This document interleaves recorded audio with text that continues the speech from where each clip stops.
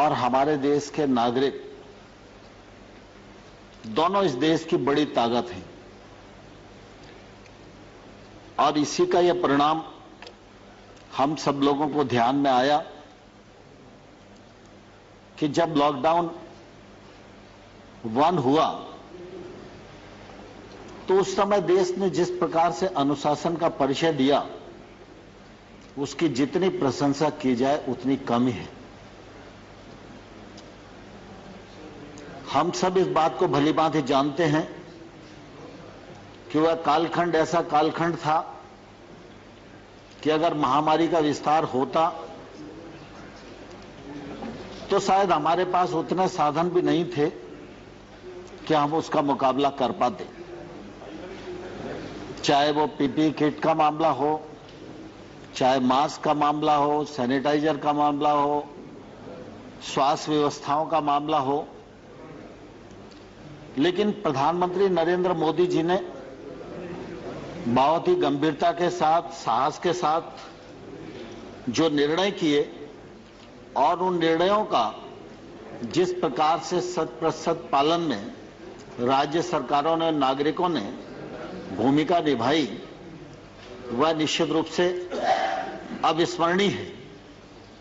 इस दौरान बहुत सारे कोरोना वायरस उनका देहांत भी हुआ, बहुत सारे नागरिक भाई हमसे बिछड़ गए, कई संसद के साथी हमसे बिछड़ गए। निश्चित रूप से उसका भी दुख सारे देश को और हम सब लोगों को है, लेकिन ये भारत के लोकतंत्र और हमारी इन परंपराओं का ही परिणाम है कि प्रधानमंत्री जी के दृढ़ संकल्प और देश की ताकत दोनों ने मिलकर इस पूरी महामारी पर नियंत्रण प्राप्त करने की एक सफलतम कोशिश की। और आज हम ये कह सकते हैं कि इस प्रकार की जो महामारी है, इस महामारी से निपटने के लिए भारत पूर्ण रूपेण सक्षम है। एक पीपीई किट बनाना हमारे लिए मुश्किल होता था, आज हम पीपीई किट दूसरों को देने की स्थिति में आ गए हैं। जिला अस्पतालों तक में वेंटिलेटर की सुविधा हमारे यहां नहीं हुआ करती थी। यह सुविधा जिला स्तर के अस्पतालों से नीचे तक के जो हमारे छोटे अस्पताल हैं, वहां ऑक्सीजन की व्यवस्था, वेंटिलेटर की व्यवस्था पहुंच गई है और उसके कारण निश्चित रूप से इस पर नियंत्रण प्राप्त करने में हम लोग बहुत सफल हुए हैं। इसके लिए प्रधानमंत्री जी के इस कृतित्व की निश्चित रूप से मैं प्रशंसा करना चाहता हूं। आज जब इस वर्ष का बजट आया तो स्वाभाविक रूप से सरकार की तो ये कोशिश होती है कि वह सभी क्षेत्रों पर ध्यान दे, सभी वर्गों पर ध्यान दे, लेकिन वर्तमान जो परिस्थिति है उस परिस्थिति में स्वास्थ्य सुविधाओं पर ध्यान देना हम सबके लिए अत्यंत आवश्यक है। और मुझे कहते हुए प्रसन्नता है कि इस बजट में स्वास्थ्य सेवाओं की दृष्टि से 137% की जो वृद्धि की गई है वह निश्चित रूप से स्वागत योग्य है। आमतौर पर जब इस महामारी से हम लोग जूझ रहे थे उस समय ऐसा लग रहा था कि वैक्सीन हम पहले बनाएंगे या वैक्सीन दूसरे देश बनाएंगे और वो वैक्सीन हम सबको मिल पाएगी। लेकिन मैं आपके माध्यम से सभी लोगों को यह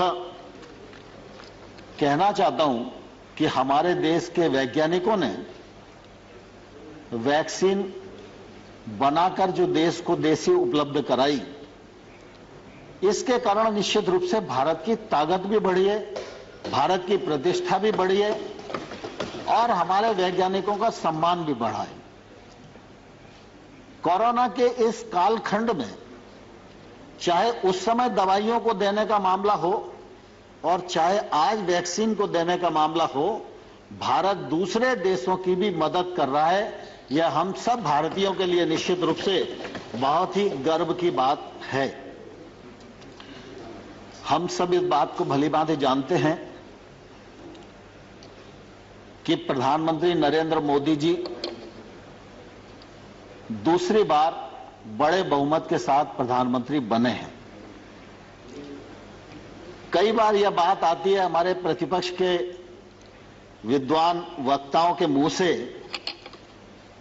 कि भाई आप तो ये कहते हैं कि सब मोदी जी की सरकार ने किया है और बाकी पिछली सरकारों ने कुछ भी नहीं किया। मैं इस मामले में ध्यान दिलाना चाहता हूं और यह कहना चाहता हूं कि इस प्रकार का आरोप लगाना उचित नहीं है। नरेंद्र मोदी जी ने सेंट्रल हॉल के अपने पहले भाषण में, जब उनको नेता पहले कार्यकाल में चुना जा रहा था तब भी, और 15 अगस्त के लाल किले से दिए जाने वाले उद्बोधन में भी उन्होंने यह कहा था जोर देकर कि मेरे पूर्व की जितनी सरकारें हैं उन सब सरकारों का योगदान देश के विकास में अपने अपने समय पर रहा है। और इसलिए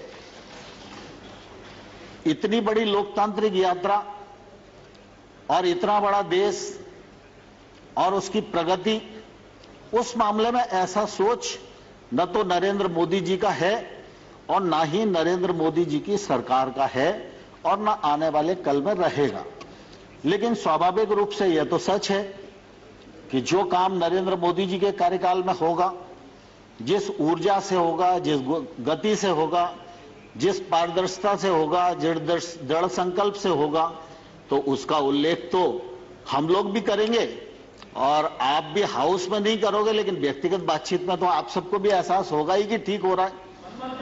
तो इसलिए इस प्रकार का सोच मुझे लगता है उपयुक्त नहीं है। प्रधानमंत्री नरेंद्र मोदी जी की सरकार गांव, गरीब और किसान के लिए पूरी तरह प्रतिबद्ध है और आने वाले कल में भी प्रतिबद्ध रहेगी। मैं गांव से ही अपनी बात को शुरू करना चाहता हूं। आपको ध्यान होगा जब 13वां फाइनेंस कमीशन आया था, उस समय फाइनेंस कमीशन की रिकमेंडेशन के अनुसार मंत्रिपरिषद जो तत्कालीन थी उसने मंजूर किया था कि देश की 2.5 लाख पंचायतों को 65,000 करोड़ रुपया 5 साल में मूलभूत की राशि उपलब्ध कराई जाएगी। मोदी जी की सरकार आई तो 14वें फाइनेंस कमीशन की रिपोर्ट आई। फाइनेंस कमीशन ने रिकमेंड किया कि पंचायतों को 2,292 करोड़ रुपया दिया जाना चाहिए। सरकार बनी थी, स्वाभाविक रूप से सरकार के मन में यह बात रहती कि पैसा अगर हमारे हाथ में रहेगा तो हम ज्यादा कुछ योजनाएं बना सकेंगे, खर्च कर सकेंगे। लेकिन उस समय मोदी जी ने दोनों रिकमेंडेशन हूबहू स्वीकार की। एक तो ग्राम पंचायतों को 2,292 करोड़ रुपया ग्राम पंचायतों के लिए, और जो राज्यों को 32% दिया जाता था उसके स्थान पर 42%। और मुझे ध्यान है उस समय कैबिनेट में कई लोगों ने अपने अपने विचार रखे थे। तो मोदी जी ने कहा था कि देखिए, गांव का विकास करना है तो पैसा गांव में पहुंचना चाहिए और केंद्र से ज्यादा अच्छी पहचान राज्य अपने क्षेत्र की समस्याओं के लिए कर सकते हैं। वो समस्याओं के नजदीक हैं, निराकरण उनके हाथ में है, और अगर पैसा उनके पास रहेगा तो वो अच्छी योजनाएं बना सकेंगे, और जब राज्य आगे बढ़ेंगे तभी देश आगे बढ़ेगा। इस भावना के अंतर्गत 32 से 42% पैसा उस समय देना स्वीकार किया था। और मुझे कहते हुए प्रसन्नता है कि अब तो 15वें वित्त आयोग की रिपोर्ट भी आ गई है और 15वें वित्त आयोग ने 2,36,850 करोड़ रुपया ग्राम पंचायतों को देने का रिकमेंडेशन किया है, उसको मंत्रिपरिषद ने स्वीकार कर लिया है। 70,000 करोड़ रुपया नगरीय और ग्रामीण क्षेत्र के निकायों के लिए स्वास्थ्य के लिए देना उन्होंने रिकमेंड किया है। उसमें ग्रामीण निकाय के लिए 43,000 करोड़ रुपया लगभग है। तो ग्रामीण क्षेत्र में अब इन 5 सालों में ग्राम पंचायतों के माध्यम से 2,80,000 करोड़ रुपया व्यय होगा, जिसका परिणाम ग्रामीण विकास के रूप में आएगा। यह मैं आप सबके समक्ष इस समय कहना चाहता हूं। दूसरा, माननीय सभापति महोदय, ग्रामीण क्षेत्र में हम सब जानते हैं, या बहुत सारे हमारे साथी बैठे हैं जो गांव में रहने वाले हैं, और गांव में चाहे आबादी के क्षेत्र में हमारा मकान बना हो, चाहे कोई भी संरचना हमने अपने रहने के लिए अपने खेत में बनाई हो, उसका मालिकाना हक किसी के पास नहीं होता था। जो खेती की जमीन है, हम उसके भूमि स्वामी होते थे, उस जमीन पर हम लोन ले सकते थे, उसको गिरवी रख सकते थे, उसका मालिकाना हक हमारे पास था। लेकिन अगर उस जमीन पर कोई बिल्डिंग बनी है, उसका हक और मालिकाना स्वतः किसी को भी प्राप्त नहीं था। मुझे कहते हुए प्रसन्नता है कि गत वर्ष पंचायती राज दिवस के अवसर पर हमने प्रधानमंत्री जी को अनुरोध किया और स्वामित्व नामक स्कीम प्रारंभ की, जिसको 6 राज्यों में हम लोगों ने पायलट किया और लगभग 1,47,000 लोगों को अभी तक मालिकाना हक दिया जा चुका है।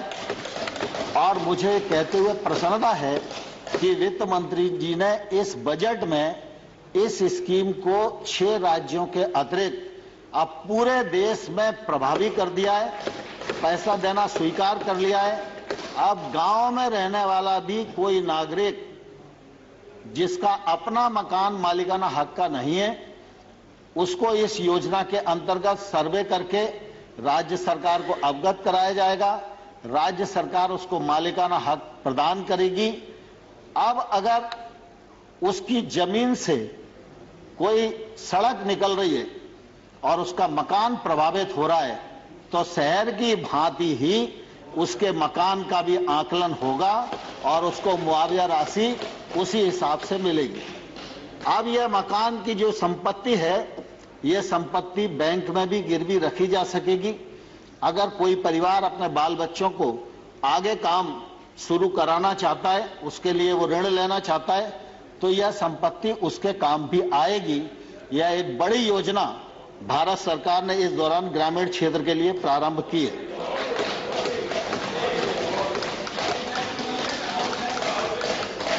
दूसरा, माननीय सभापति महोदय, मनरेगा, यह तो सच है कि आप सबके कार्यकाल में प्रारंभ हुआ।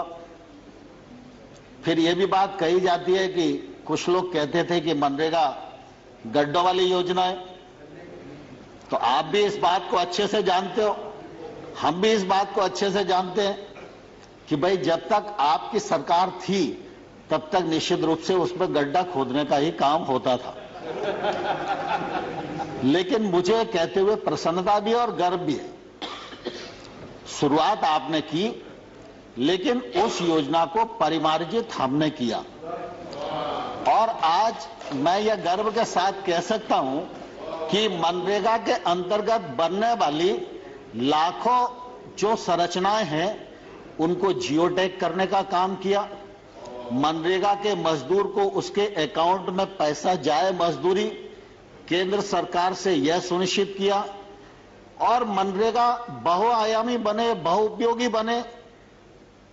मनरेगा सिर्फ लोगों को अकेला रोजगार देने का ही काम ना आए, रोजगार तो व्यक्ति को मिले ही, लेकिन ऐसी संरचना बने, किसी गरीब आदमी के यहाँ कैटल शेड बन जाए तो पशुपालन के लिए उसको काम आएगा, उसकी ताकत बढ़ेगी। छोटा मोटा गांव में तालाब बन जाए तो जल रुकेगा, उससे जल का संवर्धन होगा। तो मनरेगा को हम लोगों ने परिमार्जित किया मनरेगा में निरंतर पैसे को बढ़ाया और जब पिछले बार कोविड का संकट आया तो 61,000 करोड़ का बजट था, उस बजट को बढ़ाकर 1,11,500 करोड़ रुपया देना सुनिश्चित किया। तो मनरेगा के माध्यम से 10 करोड़ से अधिक लोगों को रोजगार मिला। 324 लाख करोड़ मानव दिवस सृजित हुए और मनरेगा के माध्यम से निश्चित रूप से जो ठीक उपयोग किया जा सकता था वो करने का प्रयास भारत सरकार ने किया। अभी माइग्रेंट लेबर की भी बात आई तो मनरेगा ने भी यह सुनिश्चित किया कि माइग्रेंट लेबर को रोजगार मिले और फिर प्रधानमंत्री जी ने गरीब कल्याण रोजगार अभियान भी संचालित किया। इस अभियान के अंतर्गत 50,000 करोड़ रुपए का प्रावधान किया गया और इसके माध्यम से भी बड़ी मात्रा में रोजगार के अवसर खुले और लोगों को रोजगार मिला। मुझे कहते हुए प्रसन्नता है कि देश में चाहे बड़ी सड़क बने, चाहे चतुर्भुज योजना बने और चाहे छोटे से छोटे गांव में गांव का व्यक्ति भी डामरीकृत सड़क को जोड़ पाए, उसका उपयोग कर पाए, यह कल्पना भारत के पूर्व प्रधानमंत्री अटल बिहारी वाजपेयी जी ने की थी। अटल बिहारी वाजपेयी जी ने जो रोड मैप बनाया था कि 6 लाख गांव को, 1,80,000 बसाहटों को 2007 तक डामरीकृत सड़क से जोड़ दिया जाएगा, वह काम पूरा नहीं हुआ क्योंकि अटल जी की सरकार बीच में चली गई। मुझे कहते हुए प्रसन्नता है कि बीच के कालखंड की जो स्थिति रही वो अलग है। आज फिर उस काम को प्रारंभ किया है। फर्स्ट फेज, सेकंड फेज पूर्णता की ओर है और मुझे कहते हुए प्रसन्नता है कि जब प्रधानमंत्री नरेंद्र मोदी जी ने दूसरा कार्यकाल प्रारंभ किया तो 80,250 करोड़ रुपए की लागत से 1,25,000 किलोमीटर सड़क थर्ड फेज के अंतर्गत बनाई जाएगी। यह भी हम लोगों ने सुनिश्चित किया बनाई जाएगी, जिसमें 42,000 किलोमीटर जो है स्वीकृत हो गई है। बहुत सारी जगह उसके शिलान्यास, भूमि पूजन भी सांसद लोग कर रहे हैं। तीसरा, ग्रामीण क्षेत्र में हम जानते हैं कि आजीविका की बड़ी आवश्यकता है। 66 लाख सेल्फ हेल्प ग्रुप को शक्ति संपन्न बनाने की कोशिश की जा रही है। अभी तक उनको बैंक से जो ऋण का लिंकेज हुआ है वो लगभग 3 लाख करोड़ का है।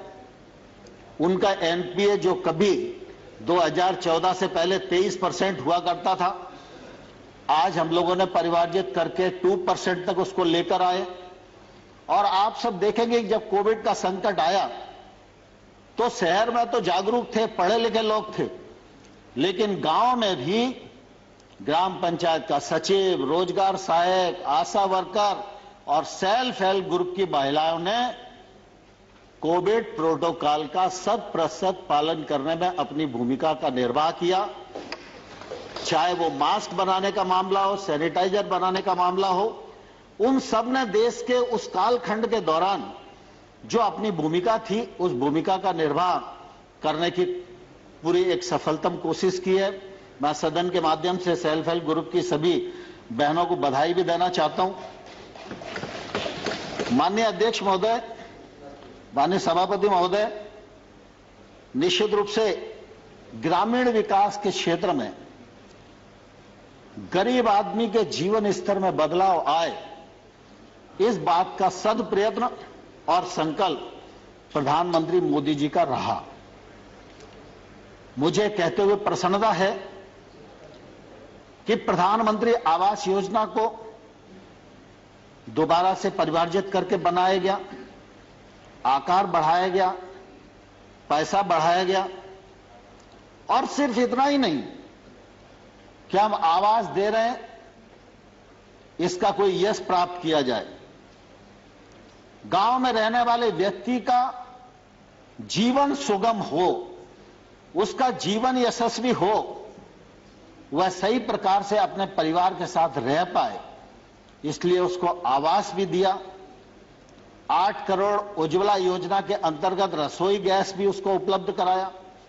हर घर में शौचालय की उपलब्धता कराई। सौभाग्य योजना के अंतर्गत उसको बिजली की उपलब्धता कराई। उस घर में रसोई की उपलब्धता कराई। और आज हम ये कह सकते हैं कि इन सब गरीब हितैषी योजनाओं के कारण गांव में निवास करने वाले व्यक्ति के जीवन स्तर में बदलाव आया है। यह निश्चित रूप से एक योजनाबद्ध आमूलचूल परिवर्तन है। और मैं यह मानता हूं कि सरकार कोई भी हो, लेकिन सरकार का धर्म यही है कि देश में रहने वाले गांव गरीब किसान के जीवन स्तर में बदलाव आए, गांव में अधोसंरचना विकसित हो और ग्रामीण क्षेत्र में निवास करने वाले व्यक्ति के जीवन स्तर में बदलाव आए, यह सुनिश्चित करने का हम लोगों ने प्रयत्न किया है। कृषि का क्षेत्र हम सब जानते हैं बहुत महत्वपूर्ण है। कृषि के क्षेत्र में उत्पादन बढ़े, उत्पादकता बढ़े, उनके बहुत आंकड़ों में मैं नहीं जाना चाहता, लेकिन लगातार इस दिशा में आशातीत वृद्धि हो रही है। प्रधानमंत्री जी ने लोगों को आह्वान किया, सरकारों को निर्देश दिया कि भाई एक कालखंड था जब हमारे पास खाद्यान्न का अभाव था, तब सरकारों ने विचार उत्पादन केंद्रित किया, लेकिन आज हम खाद्यान्न में आत्मनिर्भर हैं, तो हमको किसान के बारे में अगर विचार करना है तो आय केंद्रित विचार करना चाहिए। और इसलिए किसान की आमदनी दोगुनी हो तो उसमें पीएम किसान योजना के माध्यम से 6,000 रुपए का कंट्रीब्यूशन सरकार ने भी दिया। और आज हम ये कह सकते हैं कि 10 करोड़ 75 लाख किसानों को 1,15,000 करोड़ रुपया डीबीटी के माध्यम से उनके अकाउंट में भेजने का काम किया है। लेकिन साथ ही साथ जब किसान की आमदनी दोगुनी करना है तो एक तरफ से काम करेंगे तो नहीं चलेगा। किसान की उत्पादन भी बढ़ना चाहिए, उत्पादकता बढ़ना चाहिए, उत्पादकता के लिए टेक्नोलॉजी का उपयोग होना चाहिए, सिंचाई के साधन बढ़ने चाहिए, लोगों को सूक्ष्म सिंचाई की ओर जाना चाहिए, फर्टिलाइजर की बीज की उपलब्धता समय पर होनी चाहिए। जी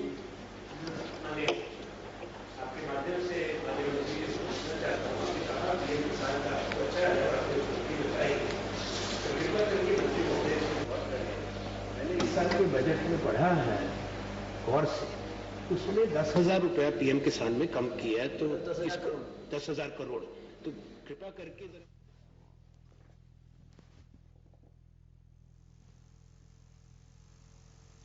तो कोरोना महामारी ने पूरी दुनिया में कोहराम मचाया। अभी इस वक्त कृषि मंत्री नरेंद्र सिंह तोमर ने राज्यसभा में ये सब बातें कही हैं। इस महामारी से निपटने के लिए भारत पूरी तरह सक्षम। कि जब पीएम किसान योजना का सृजन हुआ उस समय एक अनुमान लगाया गया कि देश में 14.5 करोड़ किसान होंगे।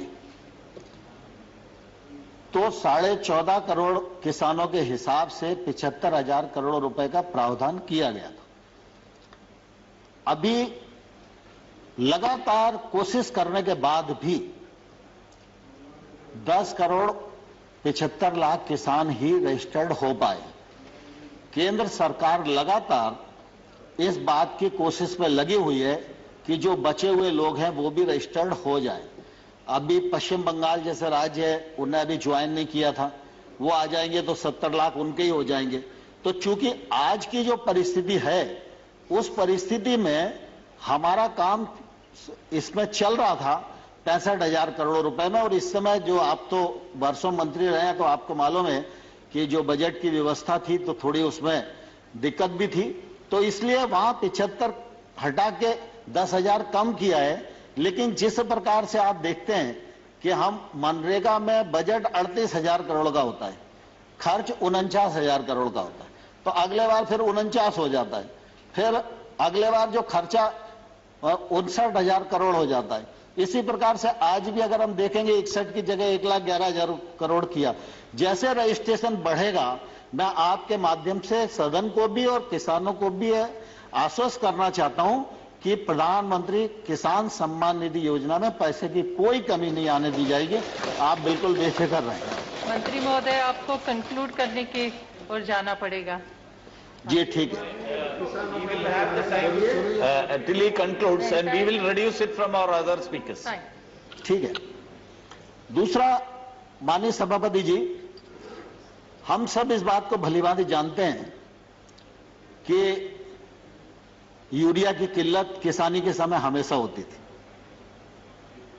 आप भी नीम कोटिंग करना चाहते थे लेकिन उस समय नहीं हो पाया, लेकिन नीम कोटिंग किया, उसके कारण फर्टिलाइजर की उपलब्धता बढ़ी, सूक्ष्म सिंचाई की दृष्टि से रकबा बढ़ा।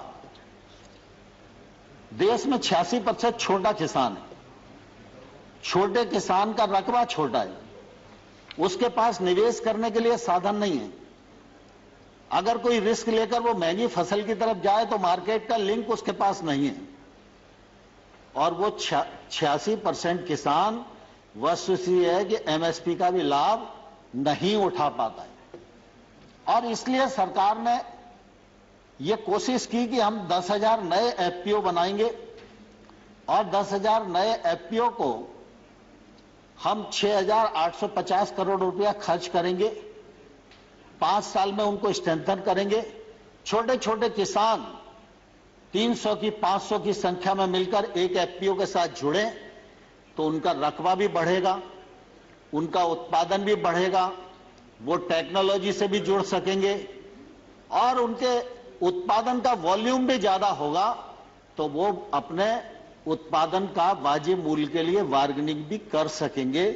इसलिए एफपीओ का एक बड़ा संसार खड़ा करने का काम इस देश में हम लोग कृषि के क्षेत्र में आरंभ कर रहे हैं।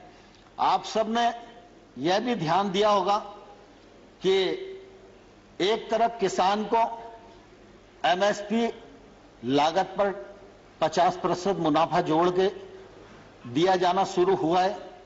वहीं दूसरी तरफ अगर देखेंगे तो 1 लाख करोड़ रुपए का इंफ्रास्ट्रक्चर फंड भी खेती के क्षेत्र में आत्मनिर्भर पैकेज के अंतर्गत दिया गया है।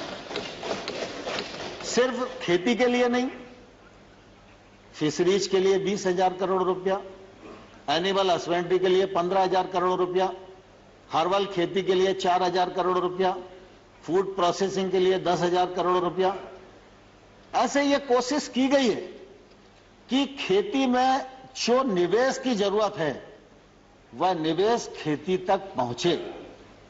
हम सब गांव के रहने वाले लोग हैं। आज वेयर हाउस या कोल्ड स्टोरेज कोई भी संरचना दिखाई देती है तो वो जिला स्थान या बड़ी मंडी के आसपास दिखाई देती है।